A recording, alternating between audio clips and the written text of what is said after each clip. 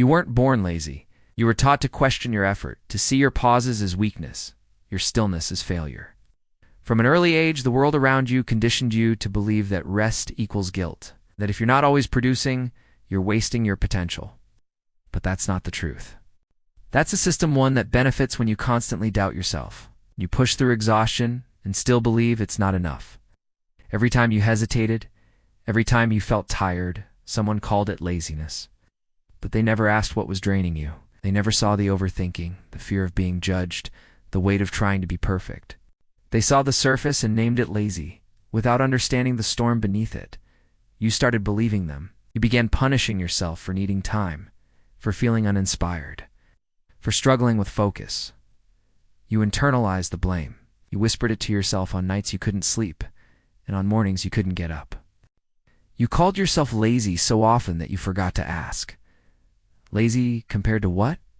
Lazy for not burning yourself out? For needing recovery from emotional battles no one saw? The truth is, you were surviving systems of pressure that shamed you for not being a machine.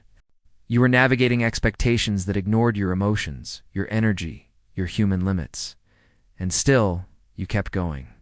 That's not laziness. That's resilience. That's adaptation. What they called laziness was often depression, burnout, creative block, fear, or simply the body asking for a break. But they never taught you to listen to that voice. They only taught you to push through it, or to feel guilt when you couldn't. So now, pause. Think. Look back at every time you felt lazy. What were you truly feeling? What were you running from? What pain were you silently carrying? You didn't fail. You were misled. You weren't lazy. You were tired of proving yourself in a world that never saw your quiet efforts, your silent strength. It's time to reclaim that word. Stop calling yourself lazy for not living up to standards that were never made for your well-being. You are not lazy. You are healing. You are waking up. And you are remembering who you were before they made you doubt it.